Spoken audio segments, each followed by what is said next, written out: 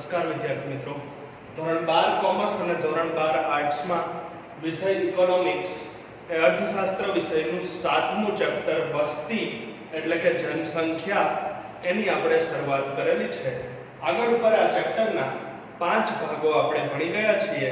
આજે પાર્ટ 6 આ છઠ્ઠા ભાગમાં હવે વિસ્તૃત પ્રશ્નોના વિભાગની શરૂઆત થાય છે। અત્યાર સુધીનું ચેપ્ટર નંબર 7 આપણે જે ભણ્યા એની અંદર આપણે છેલ્લે વસ્તીના વલણોનો અભ્યાસ કરેલો છે। વસ્તીના વલણોની બાબતમાં આપણે જુદી જુદી 5-6 બાબતોની આંકડાકીય માહિતી મેળવી અને એ આંકડાકીય માહિતીના કોષ્ટકોનો પણ આપણે અભ્યાસ કર્યો। એટલે કે વસ્તીના વલણોમાં આપણે શરૂઆત કરી હતી વસ્તીનું કદ અને વસ્તી વૃદ્ધિ દરની બાબતથી। ત્યાર પછી આપણે ભણ્યા કુલ વસ્તીમાં સ્ત્રી પુરુષોની સંખ્યા અને એનું પ્રમાણ। ત્યાર પછી આપણે ભણ્યા ત્રીજી બાબત વસ્તીના વલણોમાં એ જાતિ પ્રમાણ કે લિંગ પ્રમાણ વિશેની સમજૂતી। ત્યાર પછી વય જૂથ અનુસાર વસ્તીની વહેંચણીનો વિભાગ। ત્યાર પછી ગ્રામીણ વસ્તી અને શહેરી વસ્તી વિશે અભ્યાસ કર્યો અને છેલ્લે પાર્ટ 5 માં આપણે જન્મદર અને મૃત્યુદર એ બંનેના અર્થ અને સૂત્રો વિશે અભ્યાસ કર્યો છે। તો એ પાર્ટ 5 સુધીનું ચેપ્ટર આપણે જે ભણ્યા ને એ ટૂંકા પ્રશ્નોનો વિભાગ હતો, એટલે કે 2 અને 3 માર્ક્સના પ્રશ્નો સુધી। હવે છઠ્ઠા પાર્ટથી એટલે કે પાર્ટ નંબર 6 થી વિસ્તૃત પ્રશ્નોનો વિભાગ શરૂ થાય છે। બોર્ડમાં આ ચેપ્ટરનું વેઇટેજ 10 માર્ક્સનું છે। 10 માર્ક્સના વેઇટેજ વાળા ચેપ્ટરોમાંથી એ વિસ્તૃત પ્રશ્નો પૂછાવાની શક્યતા વધી જાય છે। કુલ વેઇટેજ 7મા ચેપ્ટરનું 10 માર્ક્સ છે અને હવે પછીના જે 3-4 પાર્ટ આ ચેપ્ટરના બાકી છે એમાં આપણે વિસ્તૃત પ્રશ્નોનો વિભાગ જ ભણવાનો છે। તો આજનો આપણો મુખ્ય ટોપિક છે આ સેશનનો ઊંચા જન્મદર માટેના કારણો, એટલે કે ઊંચા જન્મદર માટેના પરિબળો, ઊંચા જન્મદરને અસર કરતા પરિબળો। મુખ્યત્વે આપણે આગલા સેશનમાં ભણી ગયા કે દેશમાં વસ્તી વધારાની સમસ્યા શા માટે ઉદ્ભવે છે। ભારત દેશમાં 1921ના વર્ષને બાદ કરતા, એટલે કે મહાન વિભાજક વર્ષને બાદ કરતા પછીના દરેક દશકામાં પછીની દરેક વસ્તી ગણતરી કે જે દર 10 વર્ષે થઈ એ દરેક દશકામાં એ બાબત સામે આવી છે, એ બાબતનું તારણ નીકળ્યું છે, એ બાબત ઉડીને આંખે વળગે છે કે ત્યાર પછીના દરેક દશકામાં એટલે કે 2011ની છેલ્લી વસ્તી ગણતરી સુધી એ સતત ને સતત ભારતમાં ઊંચા દરે એ વસ્તી વધારો થવા પામ્યો છે। કોઈ પણ દશકો 1921 પછીનો કોઈ પણ દશકો એવો ગયો નથી ભારતમાં કે જેમાં વસ્તી ઘટી હોય અથવા તો વસ્તી વધારો અટક્યો હોય। ઘણા બધા એવા કારણો છે કે જેને લીધે દેશમાં વસ્તી વધારો થયો છે। ઘણી બધી એવી બાબતો છે, ઘણા બધા એવા પરિબળો છે કે જે વસ્તી વધારાને અસર કરે છે અને એના લીધે દેશમાં એ વસ્તી વધારો થયો છે। તો ઘણી બધી બાબતો તો છે જ અને હશે જ, પરંતુ આપણે અહીંયા અભ્યાસ કરવાનો છે મુખ્યત્વે 2 બાબતો। આપણે જોઈ ગયા છેલ્લા સેશનમાં કે જન્મદર અને મૃત્યુદર આ 2 પરિબળો નિર્ણાયક છે।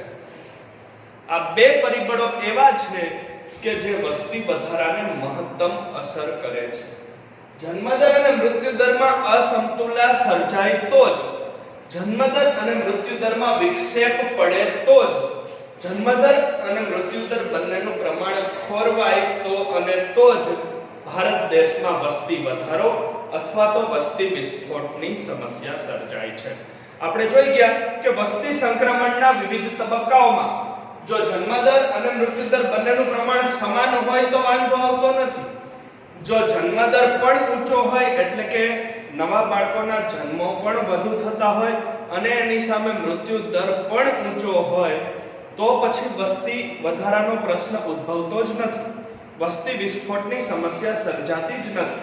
એ જ રીતે વસ્તી સંક્રમણના બીજા તબક્કામાં આપણે જોઈએ કે બંનેનું પ્રમાણ ઓછું હોય અથવા તો બંનેનું પ્રમાણ નીચું હોય, કે જન્મદર પણ નીચો હોય નવા બાળકોના જન્મ પણ દેશમાં નીચી સપાટીએ હોય, એની સામે વર્ષ દરમિયાનના મૃત્યુ પણ નીચા થતા હોય, તો પણ ભારત દેશમાં વસ્તી વધારો કે વસ્તી વિસ્ફોટની સમસ્યા સર્જાતી નથી.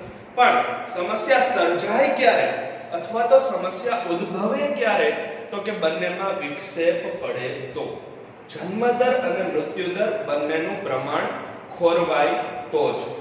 એટલે કે જન્મદર અને મૃત્યુદરમાં સર્જાતી અસમતુલા એ ભારત દેશમાં વસ્તી વધારાનું કારણ બને છે. બંનેનું પ્રમાણ ખોરવાયું હોય કે જન્મદર ખૂબ જ ઊંચી સપાટીએ હોય, જન્મદર સતત વધતો રહેતો હોય ને સતત ઊંચા દરે વધતો રહેતો હોય, સતત વધતા દરે વધતો રહેતો હોય, અને એની સામે દેશમાં મૃત્યુ ઘટ્યા હોય એટલે કે મૃત્યુદરનું પ્રમાણ નીચું હોય, ત્યારે વસ્તી વધારો થાય છે.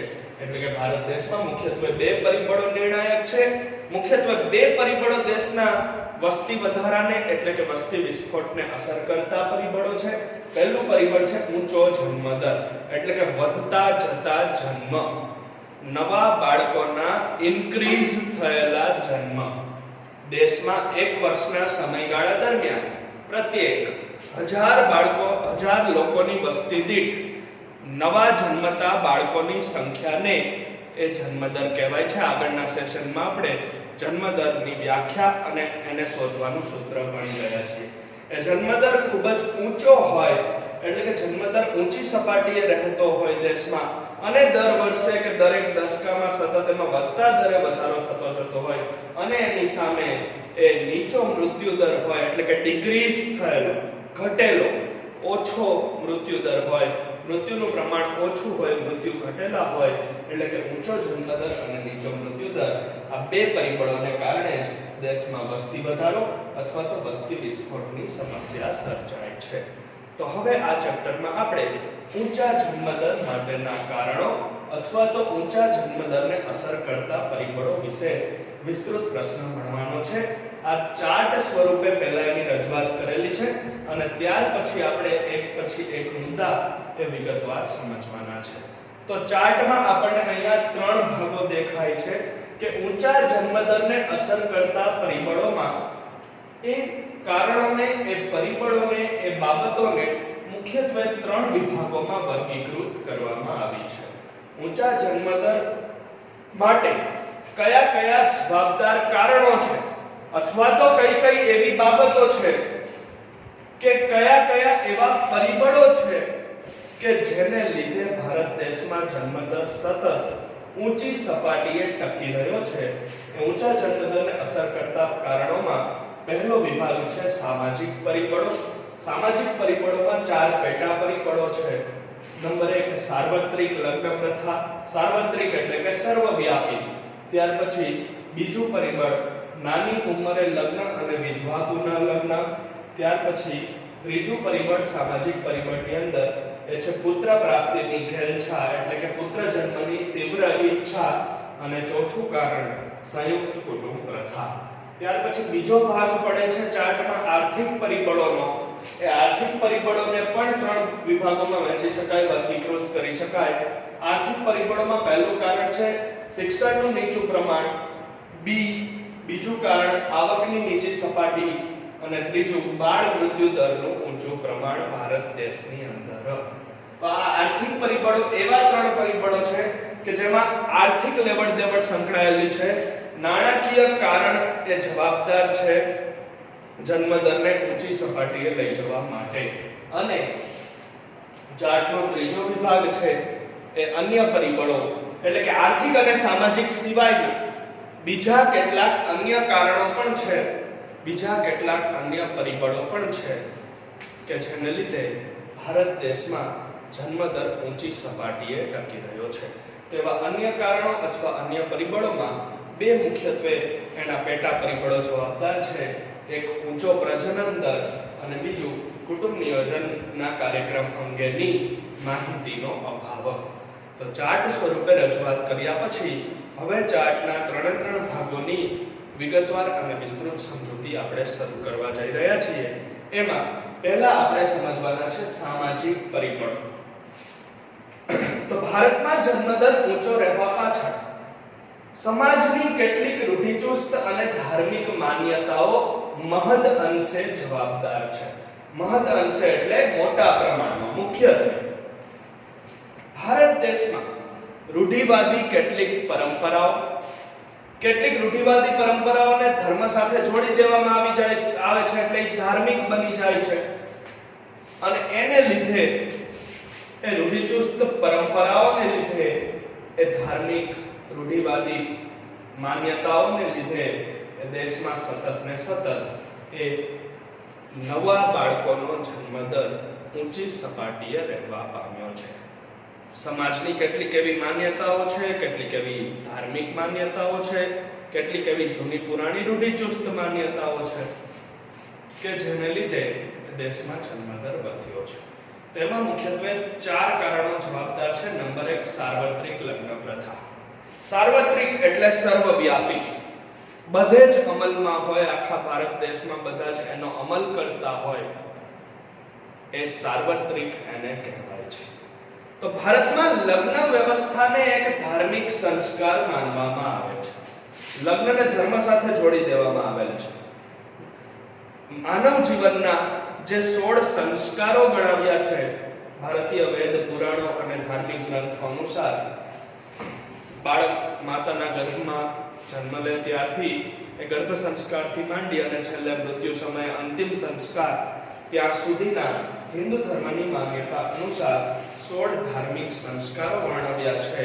અને 16 ધાર્મિક સંસ્કારોમાંથી લગ્નને એક મહત્વનો ધાર્મિક સંસ્કાર માનવામાં આવે છે. એટલે કે ભારતમાં લગ્ન એક સામાજિક વ્યવસ્થા છે, સમાજનું બંધન છે, સામાજિક વ્યવસ્થા છે. અને એ સામાજિક રીતિ રિવાજને, એક સામાજિક વ્યવસ્થાને કે સામાજિક બંધનને ધર્મ સાથે જોડી દેવામાં આવેલ છે, ધર્મ સાથે સાંકળી લેવામાં આવેલ છે. અને ધર્મ સાથે સાંકળી લીધેલું હોવાથી લગ્નને પણ એક ધાર્મિક સંસ્કાર માનવામાં આવે છે. તેથી ભારતમાં લગભગ દરેક સ્ત્રી પુરુષો લગ્ન ગ્રંથિથી જોડાય છે, ધાર્મિક સંસ્કાર હોવાને કારણે, અથવા તો ધર્મ સાથે જોડી દીધેલું હોવાને કારણે. બીજી એક ખાસ બાબત એ છે કે સમાજમાં લગ્ન ન કરનાર વ્યક્તિ સામે એ શંકાની દ્રષ્ટિએ, શંકાની નજરે જોવામાં આવે છે. કોઈ પણ સ્ત્રી કે પુરુષ ભારતીય સમાજની અંદર જો પોતે પોતાની મરજીથી, પોતે પોતાની ઈચ્છાથી એના કુટુંબીજનોને, એના સગા સંબંધીઓને કે સ્નેહીજનોને કે મિત્રોને જો એ જાહેર કરે કે પોતે લગ્ન કરવા ઈચ્છુક નથી, પોતે લગ્ન કરવા માંગતો નથી, પોતે પોતાની ઈચ્છાથી, સ્વેચ્છાએ, પોતાની મરજીથી, તો એની સામે એ સમાજ શંકાની નજરે જુએ છે. પછી ભલે એના કુટુંબીજનો હોય તોય ભલે, એના સગા સંબંધીઓ કે મિત્રો કે સ્નેહીજનો હોય તોય ભલે, લગ્ન કરવાની ના પાડનાર, લગ્ન ન કરનાર વ્યક્તિ સામે સમાજ શંકાની નજરે જુએ છે, અનેક પ્રશ્નો ઉઠાવે છે, અનેક શંકા કુશંકાઓની દ્રષ્ટિથી બચવા માટે, એ પ્રશ્નોથી બચવા માટે ઈચ્છા ન હોવા છતાં પણ એ દરેક વ્યક્તિ એ લગભગ લગ્ન ગ્રંથિથી જોડાય છે. આમાં એ દિવ્યાંગો પણ અપવાદ નથી. એટલે કે શારીરિક ખોડખાપણવાળા જે અપંગ વ્યક્તિઓ છે અથવા તો અશક્ત વ્યક્તિઓ છે, એ પણ આ સમાજની શંકાથી બચવા માટે, સમાજમાં ઉદ્ભવતા પ્રશ્નોથી બચવા માટે, એને ટાળવા માટે, પોતે એ શંકાનો ભોગ ન બનવું પડે એટલા માટે ઈચ્છુક ન હોવા છતાં પણ છેલ્લે લગ્ન માટે હા પાડે છે. એટલે કે લગ્ન ગ્રંથિથી જોડાય છે. આ રીતે વધુ ને વધુ પ્રમાણમાં સાર્વત્રિક લગ્ન પ્રથા અમલમાં હોવાથી લગ્નનું પ્રમાણ વધતા દેશમાં એ નવા બાળકોને જન્મ આપવાનું પ્રમાણ પણ વધે છે. અને નવા બાળકોનો જન્મ વધતા દેશનો સરેરાશ જન્મદર અથવા તો દેશનો કુલ જન્મદર એ સતત ઊંચી સપાટીએ રહેલો જોવા મળે છે. આ થઈ સાર્વત્રિક લગ્ન પ્રથા કે જેને કારણે એ સામાજિક પરિબળ છે અને એને કારણે એ દેશમાં જન્મદર ઊંચી સપાટીએ રહે છે. આ ઉપરાંત અમે એક બાબત બીજી પણ એ ઉમેરવામાં આવી છે કે વિકસિત દેશોની તુલનામાં, વિશ્વના અન્ય વિકસિત દેશોની તુલનામાં, અમેરિકા, ચીન, રશિયા, જાપાન, ઇંગ્લેન્ડ વગેરે વિકસિત દેશોની સરખામણીએ ભારતમાં લગભગ દરેક સ્ત્રી લગ્ન ગ્રંથિથી જોડાય છે. વિકસિત દેશોમાં આ પ્રમાણ ઘણું ઓછું છે. વિકસિત દેશોમાં જો કદાચ કોઈ સ્ત્રી, મોટે ભાગે સ્ત્રી કે પુરુષ, લગ્ન કરવા ઈચ્છુક ન હોય તો એને ત્યાંની સંસ્કૃતિ, ત્યાંની સમાજ વ્યવસ્થા કે ત્યાંની સરકાર કોઈ પણ જાતના શંકા કે પ્રશ્નોની દ્રષ્ટિથી જોતી નથી. નહીં એના કુટુંબીજનો પણ એને સાથ આપે છે, સહકાર આપે છે. પરંતુ એ તમામ વિકસિત દેશોની તુલનામાં ભારતમાં લગભગ દરેક સ્ત્રી પોતાની ઈચ્છા હોય કે ન હોય આ કુટુંબના દબાણ આગળ વશ થઈ અને એ લગ્ન ગ્રંથિથી જોડાય છે. પોતે સ્વતંત્ર રીતે આગળ વધી, આર્થિક પ્રગતિ કરી, ધંધો વ્યવસાય કે નોકરી કરી અને પોતે પગભર થવા માંગતી હોય, પરંતુ એ સ્ત્રી એ ધાર્મિક સંસ્કાર માની લીધેલા હોવાથી, ધાર્મિક માન્યતા સાથે વણી લીધેલું હોવાથી અને એના કુટુંબમાં એને કોઈ શંકાની દ્રષ્ટિએ ન જુએ એ બાબતથી બચવા માટે વિકસિત દેશોની સરખામણીએ, વિકસિત દેશોની તુલનામાં ભારતમાં લગભગ દરેક સ્ત્રી લગ્ન ગ્રંથિથી જોડાય છે. તેથી એનો પ્રજનનનો સમયગાળો લાંબો રહેતા એ નવા બાળકોને જન્મ આપે છે અને દેશમાં નવા બાળકોનો જન્મ થતા દેશનો સરેરાશ અને કુલ મૃત્યુ દર સરેરાશ અને કુલ જન્મ દર એ સતત ઊંચી સપાટીએ રહેવા પામ્યો છે. બીજું કારણ ઊંચા જન્મ દરને અસર કરતું એ નાની ઉંમરે લગ્ન તેમજ વિધવા પુનઃ લગ્ન. બે બાબતો છે અહીંયા, બંનેને અલગ પાડીને ભણવાનું છે આપણે. સૌથી પહેલા આપણે ભણીશું નાની ઉંમરે લગ્ન એટલે કે બાળ લગ્ન, અને ત્યારબાદ વિધવા પુનઃ લગ્નનો પોઈન્ટ.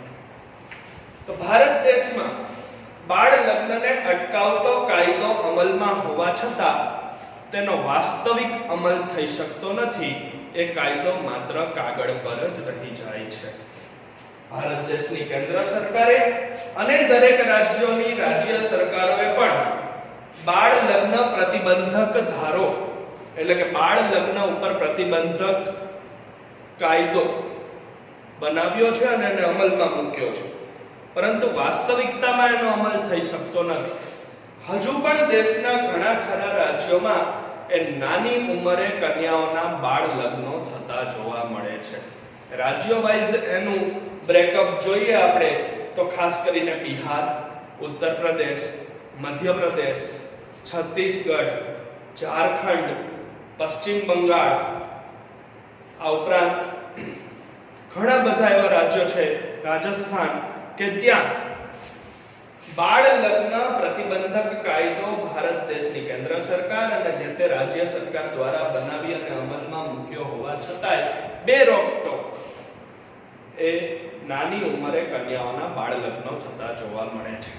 હવે નાની ઉંમરે કોઈ પણ કન્યાના લગ્ન થઈ જાય એટલે ભારતમાં એ માતૃત્વ ધારણ કરી શકે એવી મહિલાઓની ઉંમર 15 થી 49 વર્ષની ગણવામાં આવેલી છે.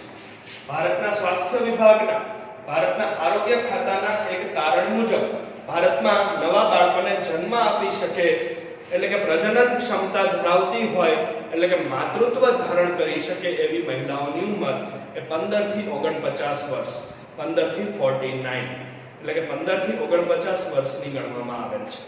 હવે કોઈ પણ કન્યાના જો નાની ઉંમરે લગ્ન થઈ જાય તો એને બાળ લગ્નને કારણે એના પ્રજનનનો સમયગાળો લાંબો રહેવા પામે છે. અને આ પ્રજનનનો સમયગાળો વધુ રહેતો હોવાથી, પ્રજનનનો સમયગાળો કે પ્રજનનના વર્ષો એ વધુ રહેતા હોવાથી એ સમયે એ વધુને વધુ નવા બાળકોને જન્મ આપવાનું અને નવા ગર્ભ ધારણ કરવાનું એના માટે શક્ય બને છે. પરિણામે એ કુટુંબમાં એ નવા બાળકોને જન્મ આપવાનું પ્રમાણ વધતું જાય છે અને દેશનો કુલ જન્મદર અથવા તો ભારત દેશનો સરેરાશ જન્મદર એ દર વર્ષે વધતા દરે રહે છે અને ઊંચી સપાટીએ ટકી રહેવા પામ્યો છે. તો આ નાની ઉંમરે થતા બાળ લગ્નો એ પણ જન્મદર વધારવાનું કે જન્મદર ઊંચે લઈ જવાનું એક સામાજિક કારણ છે. ત્યાર પછી હવે એ જ પોઈન્ટનો બીજો ભાગ છે આપણે વિધવા પુનર્લગ્ન. ભારત દેશમાં વિધવા સ્ત્રીઓના પુનઃલગ્નનો કાયદો પણ અમલમાં છે. કેન્દ્ર સરકાર દ્વારા અમલમાં મૂકવામાં આવ્યો છે. અંગ્રેજ શાસન પછી આ કાયદો અમલમાં આવ્યો છે. ત્યાર પહેલા સતી પ્રથા અમલમાં. વિધવા સ્ત્રીઓ એટલે એવી સ્ત્રીઓ કે જેના પતિનું મૃત્યુ થયેલ છે તે. તો ભારતની કેન્દ્ર સરકાર દ્વારા અને વિવિધ રાજ્યોની રાજ્ય સરકારો દ્વારા પણ વિધવા સ્ત્રીઓને પુનઃલગ્ન કરવા માટે મંજૂરી આપતો કાયદો અમલમાં મૂકેલો છે અને દેશના દરેક સમાજમાં દરેક જ્ઞાતિઓનું એને વ્યાપક સમર્થન મળેલું છે. દરેક જ્ઞાતિઓએ દરેક સમાજે આ સ્વીકારેલું છે, એટલે કે દરેક સમાજનું અને દરેક જ્ઞાતિઓનું એને સમર્થન મળેલું છે વિધવા પુનઃલગ્નના કાયદાને. એટલે એ વ્યાપક સમર્થન મળેલું હોવાથી દરેક જ્ઞાતિઓ એને સ્વીકાર્ય ગણ્યો હોવાથી એ કાયદાને આધારે ભારત દેશમાં એવી વિધવા સ્ત્રીઓ કે જેનો પતિ મૃત્યુ પામેલો હોય એ સ્ત્રીઓ ઈચ્છે તો ફરીથી એ પુનઃલગ્ન કરી શકે છે. આ રીતે દેશમાં વિધવા પુનઃલગ્નનું પ્રમાણ પણ ખૂબ જ વધુ છે.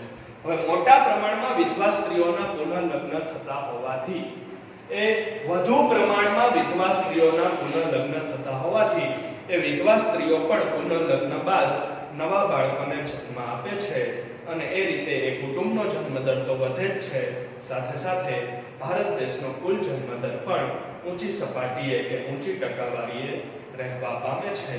તો જન્મદર વધારવાનું બીજું મુખ્ય સામાજિક કારણ આપણે ભણ્યા. એમાં નાની ઉંમરે થતા કન્યાઓના બાળ લગ્ન અને વિધવા સ્ત્રીઓના થતા પુનઃલગ્ન. હવે ત્રીજું સામાજિક કારણ આવે છે પુત્ર પ્રાપ્તિની ઘેલછા અથવા પુત્ર પ્રાપ્તિની તીવ્ર ઈચ્છા. ઘેલછા એટલે તીવ્ર ઈચ્છા, વધુ પડતી ઈચ્છા, એને પામવાની મહત્વાકાંક્ષા. તો આ આપણે સર્વવિદિત છે.